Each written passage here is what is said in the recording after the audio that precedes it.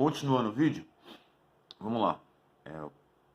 Dando continuidade aqui ao vídeo, falando sobre linguagem, eu havia começado falando sobre as linguagens regionais e como você consegue identificar a região de onde uma pessoa veio através da forma dela de falar, os sotaques e as palavras que são específicas de tais regiões. Então você consegue identificar, certo? E você pode citar aí vários exemplos, né? Não preciso falar porque eu creio que você entende. Muitas palavras que no Nordeste têm um significado, para nós é outro, ou então nós nem conhecemos as abreviações de palavras, novas gírias, não é verdade? Que ainda não chegaram em outra região e fica meio que regional. Então você consegue identificar os povos através da linguagem desses povos, não é verdade? As regiões desses povos.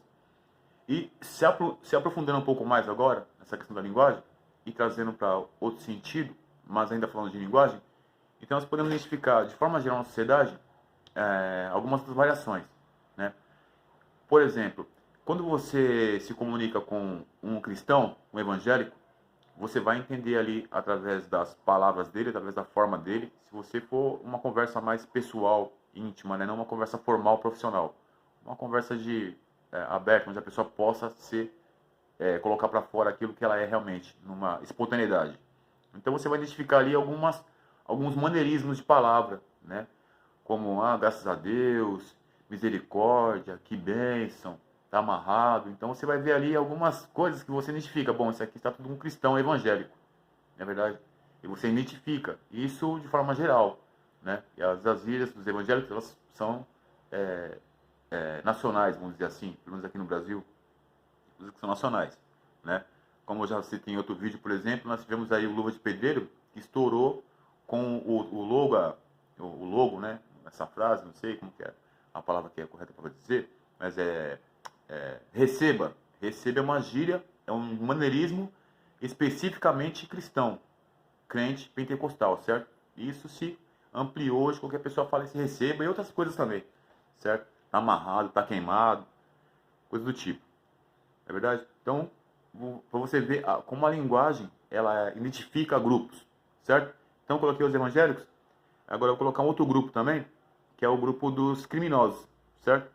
Então, os criminosos, a gíria do crime, é uma gíria que, na verdade, ela pegou repercussão também nacional, e você vai identificar, então, os manos, né, vamos dizer assim, como é dito, quando o cara fala numa gíria a mais, fala assim, bom, isso aqui é favela, isso aqui já é o crime, já conhece, sabe como que é.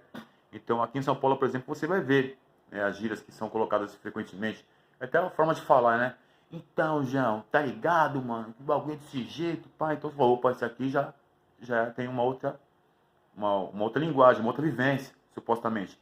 Inclusive, essa linguagem do crime, ela virou uma linguagem de poder, viu, pessoal? Quando a pessoa quer intimidar alguém, ela parte para essa linguagem. Porque aí fica subentendido que a pessoa tem envolvimento com crime, certo? Se a pessoa fala na gíria, né, que nem o Brau fala gíria bem, até papagaio aprende, né? Mas se a pessoa fala na gíria, subentende que a pessoa tem envolvimento com crime, que ela conhece, que tem a ética do crime, que tem o proceder do crime, certo? Porque ela fala, mano, fala então, é nóis, pá, tá ligado? Entendeu? Então você já parte do pressuposto que se trata de uma pessoa que tem uma conexão, de certa forma, com a malandragem, com a rua, com os pretos, né? Entendeu? Com crime, vamos dizer assim. Porque foi relacionado, né? Inclusive, foi relacionado a negritude, os pretos da favela, com a malandragem, né? Então, o negão, ele tem que saber, o mano, e aí, mano, se não é dos manos, se não é paz, entendeu? Tem que saber, porque foi associado, certo? Inclusive, esse é um padrão. Na verdade, existia um preconceito, uma pejorificação, certo? Da linguagem, se tratando aos preços. Inclusive virou meme, tá? Inclusive essa questão de ser mano, pá, essa gíria criminosa, ela virou meme e tem dado dinheiro para muitos comediantes aí que incorporaram essa gíria, essa linguagem periférica, meio marginal, né, de falar, esse dialeto periférico, e ganhou dinheiro com isso, entendeu? Fala assim, bom, aqui é os mano, pá, você vê na Praça é Nossa, você vê tem o Thiago, né, que é os Quatro Amigos, também fala bastante na gíria e ganha dinheiro com isso, e tem vários outros, né? Tem aquele lá também, por exemplo, o Quem Não Tem Dinheiro Conta História, que ele faz uma zoeira ali com o perfil do malandro, né? Que é o chapéu Panamá, tal, roupa branca. Fazendo uma referência ao Zé Pilintra, né? Na verdade. Mas colocando uma ridicularização ali, porque é os caras, tá? Os mano, tá ligado? As negas, minha preta, entendeu? Então, essa questão. Isso virou uma forma de poderio e identificação. Então, às vezes você vai ver brancos, ou então pessoas que não são brancas, mas pessoas que não têm uma cultura periférica, e elas, para se sentir associado ou próximo, elas acabam incorporando certos termos da linguagem criminosa, da linguagem periférica marginal, vou colocar assim, para se sentir situado. Não é verdade? Deixamos subentender que existe uma coesão, se a pessoa fala daquela forma, deixa entender que existe uma culturalização, certo? Daquele perfil, e que a pessoa entenda do que se trata, não é verdade?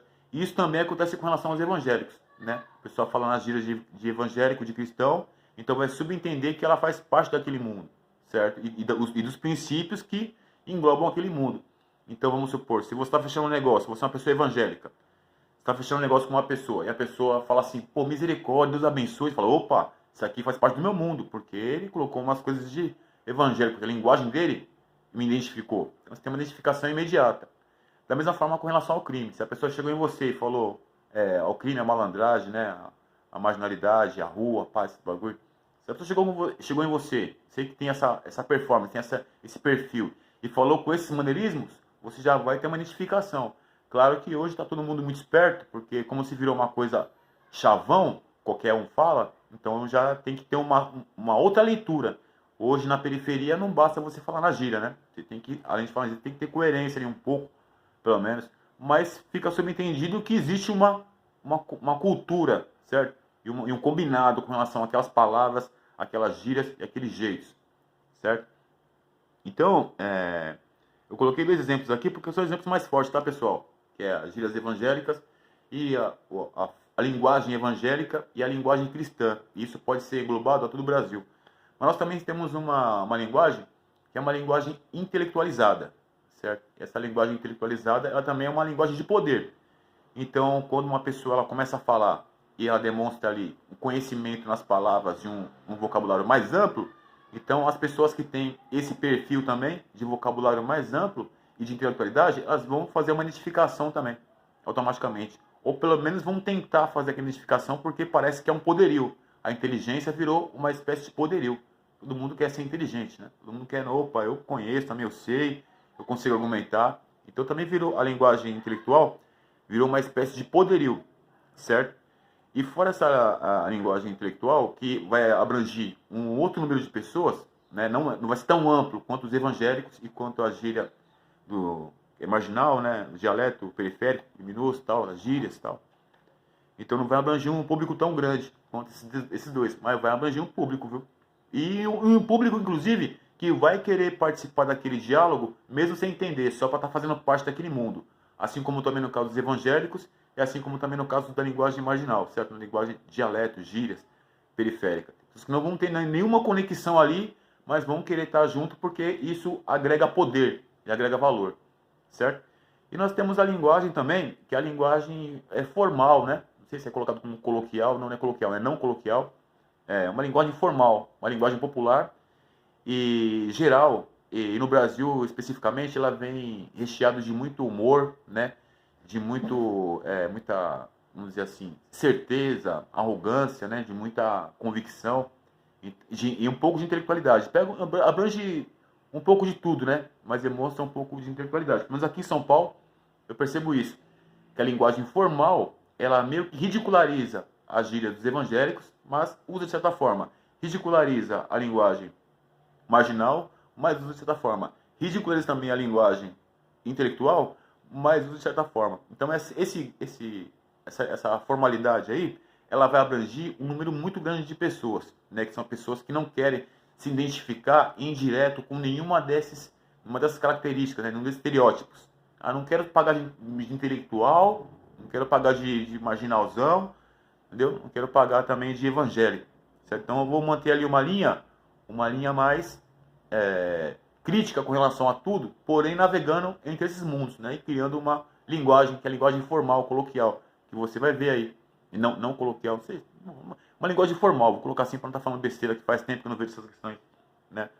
Propriamente didaticamente falando.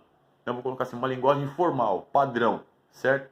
Onde você vai se comunicar aí sem nenhuma novidade, certo?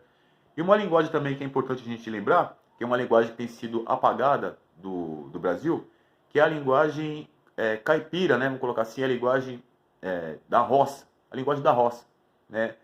Tem muitos ainda que falam, mas isso tem ficado mais com as pessoas que já têm uma ligação direta com os interiores da vida, né? Entendeu? Então aí você vai ver ali uma coisa, enfim, aí uma variação enorme, entendeu? Você vai ver oxente, né? Que me falava assim muito, pois é, enfim, como que é? Você deve conhecer algumas gírias que são gírias típicas do campo, que vieram para as capitais e que algumas pessoas ainda usam, certo? O bicho mole, eu não sei o que, sabe? Até a forma de falar também a gente vê acoplado a essa linguagem do campo, que fez e faz parte muito de São Paulo e das capitais. E grande parte das pessoas que vieram para formar as capitais vieram dos interiores. Mas essa linguagem tem se perdido, viu? E cada vez se fala do menos dessa forma, porque, por exemplo, São Paulo, ele tem adotado e sempre adotou um preconceito muito grande com as pessoas que têm esses trejeitos do campo, né? Então, até como forma de meme, como forma de piada, você pode ver que a comédia também adotou isso, a linguagem do campo, a linguagem do sertão, a linguagem do Nordeste, como uma forma de piada, como uma forma de meme, uma forma de estereótipo, né? De forma pejorativa. Então, isso tem ficado mais ocultado no cotidiano paulista.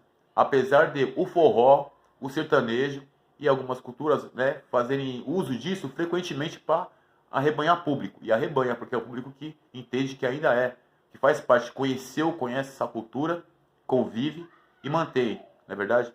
Então tem essa linguagem também de campo. E tem, enfim, existem inúmeras linguagens, né? Existem inúmeras linguagens. Eu estou colocando aqui as que são, para mim, mais destacadas na minha convivência periférica aqui em São Paulo. Então eu percebi que existem essas linguagens aí que são mais destacadas, né, socialmente falando.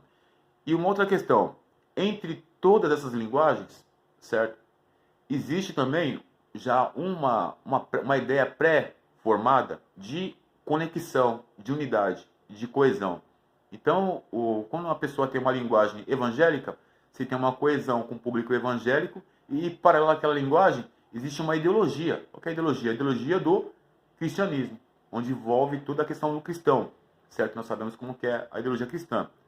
Com relação às gírias dos criminosos, existe toda uma ideia de que existe uma coesão, certo? Com o mundo do crime, com o mundo da malandragem, com os vulneráveis, com a cadeia, vamos colocar assim, né? Com a marginalidade.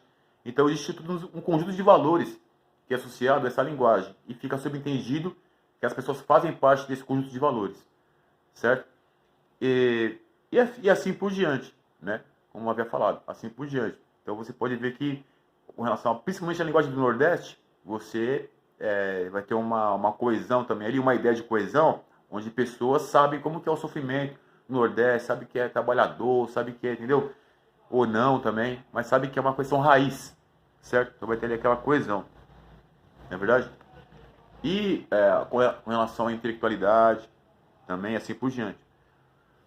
Gente, o que eu estou querendo dizer é que essa ideia de que a linguagem está associada a um conjunto de valores e aquela pessoa que adere àquela linguagem, ela participa daquele conjunto de valores, essa, na verdade, é uma máscara ideal e perfeita para ser utilizada contra os indivíduos alvos.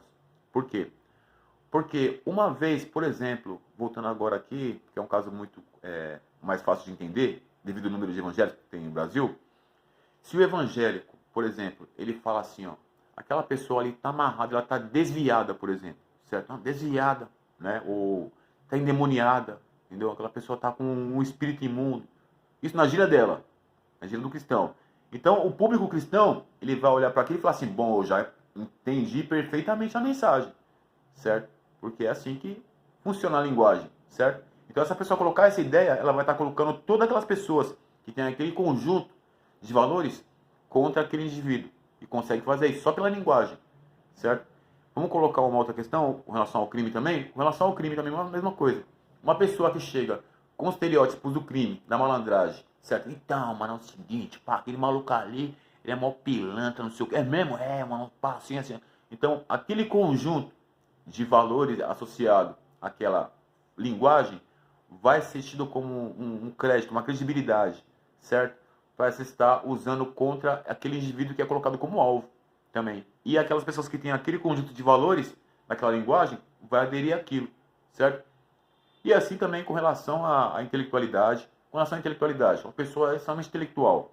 Ela vai chegar ali e vai conversar bonitinho, não, porque no meu ponto de vista, pá, não sei o que, uma linguagem técnica. E ela vai colocar tecnicamente falando, de repente, as características daquela pessoa, certo? Então, o grupo de intelectuais que aderem àquela linguagem vai entender, ah, entendemos qual que é. Vamos supor, você está colocando aquela pessoa ali, na sua visão, é um cleptomaníaco, né? Uma pessoa que tem compulsão por roubar, porque você é uma pessoa estudada e colocou aquele julgamento em cima daquela pessoa. E assim por diante, né? Como outras questões também, como narcisismo, como psicopatia, muitas outras coisas. Então existe um conjunto de valores associados à credibilidade da intelectualidade que vai caracterizar aqueles indivíduos daquela forma e eles vão se comportar daquela forma, certo? Vão tratar o indivíduo daquela forma. Inclusive a intelectualidade, ela tem já por padrão, certo, de associar, a verdade, o povo periférico, o povo preto, na verdade, o povo em vulnerabilidade, com uma linguagem já discriminatória, né? Então você coloca ali como marginal, você coloca como menos, de alguma forma, existe já já é subentendido por essa classe, não, ali nós podemos colocar uma ideia de inferiorização, porque são pretos, não são como a gente, né? São envolvidos com a marginalidade, você pode ver pelas gírias, pode ver pela a forma de ser, ou então são evangélicos, quer dizer, são pessoas que não fazem de repente, uma leitura da ciência mais profunda, são pessoas que são, vamos colocar assim, habitoladas, né, pelo pastor, vamos colocar assim, porque é isso que muitos intelectuais pensam com relação aos evangélicos. Então existe uma descredibilização só pela linguagem, pela forma que a pessoa fala ali, na verdade. Inclusive, como eu já falei, existem comediantes que ganham dinheiro com essa ridicularização, certo? Pejorificando, não sei se é assim que é a palavra, né? Humilhando, na verdade, a linguagem e a forma. E pessoas aderem a isso. E por que eu estou falando isso? Eu estou falando isso por quê? Porque, na verdade, a linguagem se torna uma forma de camuflagem, certo? Uma forma de camuflagem. Por quê? Porque você pode, através da sua linguagem, através do conhecimento que você tem daquela linguagem, imprimir a ideia que tem por trás daquela linguagem. Você pode imprimir uma ideia de criminoso simplesmente falando como criminoso. Imprimir uma ideia de ser coerente com o crime falando como criminoso. Mas você pode ser um grande maldito. Uma pessoa que está indo totalmente contra os princípios do crime. Você pode falar contra evangélico e se esconder atrás daquela máscara evangélica, da narrativa evangélica, e o público vai te acatar, e não tem nenhuma coesão com relação ao evangelho, à Bíblia, ao cristianismo. E na verdade é só isso que nós vemos, né? Então aquela forma de falar é uma espécie de defesa, certo? E de máscara. A pessoa consegue seguir. É assim como também com relação à intelectualidade, assim como também com relação às línguas regionais, certo? Um exemplo, é bom dar exemplos, né? Vamos supor um policial aborda um rapaz, um homem, certo? E esse homem, ele é um criminoso. Ele é um criminoso, ele tem as gírias do crime, ele é um criminoso mesmo, de fato. E ele não está com flagrante nenhum, então não quer ser preso, certo? Então, como que ele vai falar com esse policial? Ele vai falar com esse policial com todas as gírias da malandragem, certo? Ele não vai fazer isso. Ele vai tentar tratar de uma forma mais formal possível, para que ele possa se camuflar dentro do estereótipo de normalidade, certo? Então ele vai falar por senhor, né? Senhor, dependendo da situação, sim, não, tem passagem, não, é sim, assim, tal. Ele vai explicar de uma forma não como ele falaria com um amigo dele, certo? Que ele entende ali que é necessário uma espécie de formalidade para ele não ser associado com aquele conjunto de valores da marginalidade e não ser enquadrado por causa disso, certo? Ele vai colocar aí um exemplo, certo? E tem vários outros exemplos também. Então o que acontece? O que eu estou dizendo, pessoal, para resumir, que é muito simples essa questão da linguagem, é que a linguagem ela faz parte da narrativa. Às vezes só uma linguagem já tem uma narrativa implícita, certo? A linguagem tem uma narrativa implícita. Então a pessoa abre a boca para falar, você entende no qual mundo ela pertence, não é verdade? Com poucas palavras. E aí, aquele conjunto de valores associados àquele povo, àquela ideia, ele é também automaticamente associado, certo? Então, com essa informação, o que podemos dizer? Podemos dizer que a linguagem, com relação à forma de comportamento dos indivíduos alvos, ela é uma linguagem que é criada. É criado, o sistema cria, certo? Uma nova linguagem para lidar com os indivíduos alvos, que é uma linguagem que vai ser, a partir daí, então, padrão para aqueles indivíduos, certo? É o maneirismo, é a forma de falar, é tudo, né? Porque aí você consegue já associar um princípio de valores, certo? Que é facilmente destacado, como é destacado o princípio de valores em todas as linguagens, certo?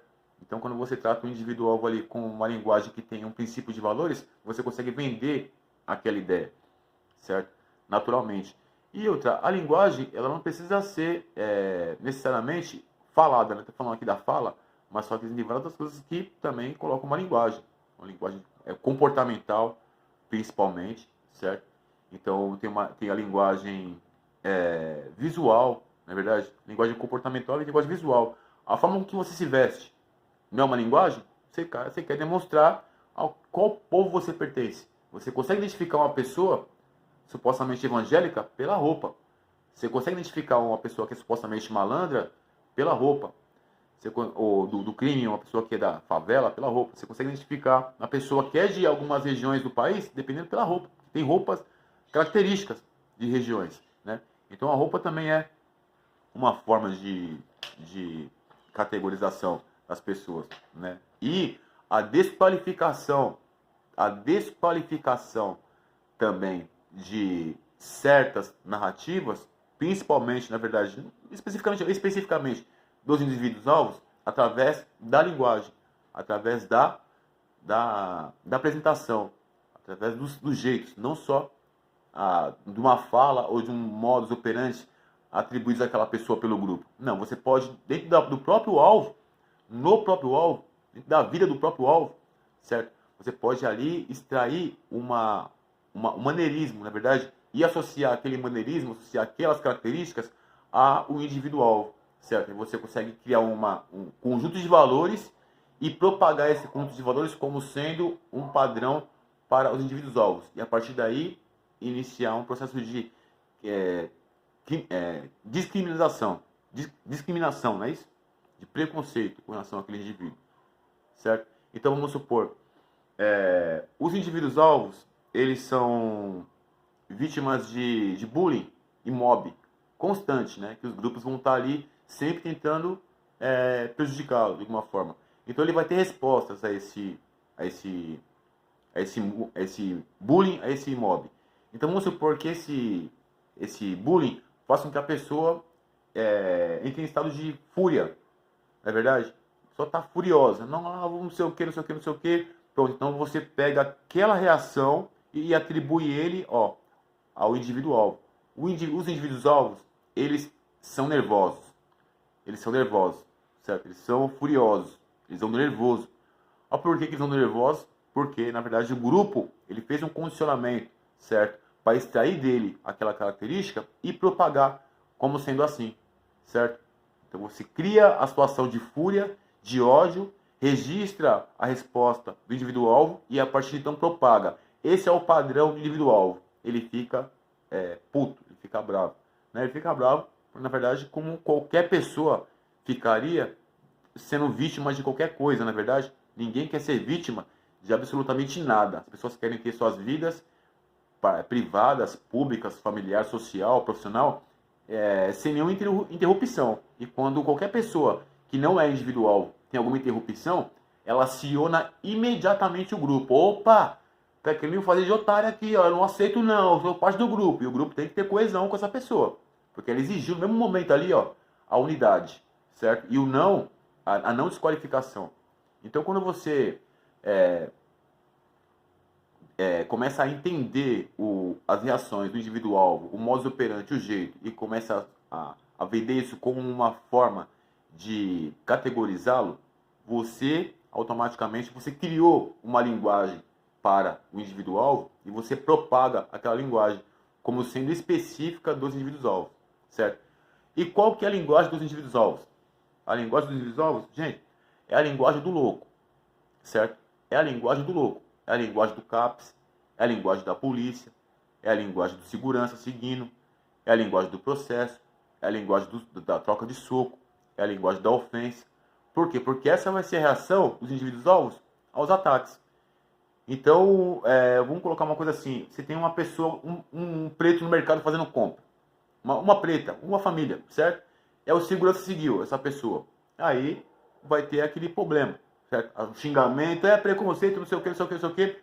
Pronto, já temos, já sabemos como que é vitimismo, tá metendo louco, tá falando que tudo é racismo agora. Esse pessoal é sempre assim, tudo é racismo agora, certo? Então você já colocou você criou uma narrativa e já propagou pro grupo. Quando você vê um preto reclamando com segurança no mercado, já saiba, isso é vitimismo, tá pagando de racismo, sendo que o próprio segurança é preto, sendo que tá um monte de preto aí, só com ele que é racismo, certo? Então você já pegou mais um ponto ali, ó, opa, certo? Mais uma coisa que a gente já pode acrescentar aos indivíduos-alvos e deixar o coletivo em alerta, certo? Ó, quando se comportar assim é indivíduo-alvo, certo? Então vamos supor que a gente pode avançar, né? A gente pode avançar. A resposta dos indivíduos-alvos, geralmente, pessoal, elas são respostas agressivas e extremas, respostas letais, né? A gente não vê isso aqui muito no Brasil, ou vemos, mas só que não damos atenção. Mas indivíduos-alvos, geralmente eles partem para agressão verbal, após a agressão física e após a agressão letal. E essa agressão letal, ela não para no indivíduo, ela se expande a toda e qualquer pessoa que o trate como indivíduo-alvo, porque ele cria um trauma e cria uma resposta, certo? Então esse é o padrão, e dentro desse padrão é onde você vai encontrar vários indivíduos-alvos que vão ser criminalizados, certo? Eles foram vítimas de várias coisas e a resposta deles foi criminalizada. Então eles vão ser processados, vão ser internados, vão ser julgados, vão ser acusados pela família, pela comunidade, porque eles apresentaram um comportamento atípico, um comportamento de inconformidade com o grupo, devido ao tratamento que eles haviam tendo. E você classifica isso como uma característica daquele povo, uma linguagem, certo? Daquele povo específico que precisa, como já sabemos, ser atacado, fazer parte. Tá vendo como nós estávamos certo? Tá vendo como é maluco mesmo? Tá vendo? Tá vendo como ele agrediu? Tá vendo como ele xingou? Tá vendo como que ele se excede? Tá vendo como que ele é vitimista? Tá vendo como que ele mete o louco? Certo? Então você cria esse estereótipo, essa narrativa e vende. Porque aí fica mais fácil para aquele grupo que mantém a linguagem que é padrão e contida e observada pelo grupo, manter aquela imagem coesa, forte e cria um público rival, certo? Isso é característica do fascismo, criar um inimigo, característica do nazismo. E o gangstalk, na verdade, ele é um aperfeiçoamento do fascismo, um aperfeiçoamento do nazismo, um aperfeiçoamento do racismo, do colorismo, da filha da putagem, né? Qualquer tipo de pilantragem. Ele é um aperfeiçoamento, ele é uma sofisticação. Quer dizer, agora como o mundo está mundo de narrativas, não podemos mais fazer o que quisermos fazer e ponto, acabou. Temos que ter uma narrativa para o alvo. Porque aí sim nós conseguimos justificar com o grupo o motivo do nosso comportamento, certo?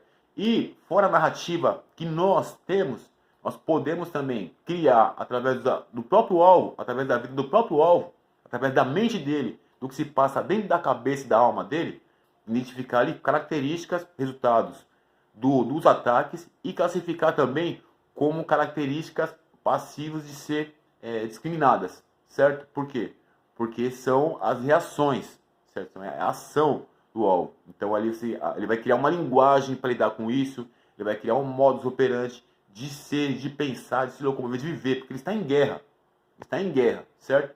Então o modus operandi dele vai ser classificado, certo? A palavra dele, a forma dele de ser, a linguagem dele, até a forma com que ele fala, com que ele vive, vai ser tudo caracterizado, classificado como características daquele indivíduo específico, certo? Para assim o grupo poder continuar os ataques já com uma justificativa, agora supostamente criada pelo próprio alvo, certo? E se eu conseguir resumir, Mas é isso que eu pensei hoje, tá bom, pessoal? Depois eu continuo mais no assunto, me aprofundando mais a respeito, beleza?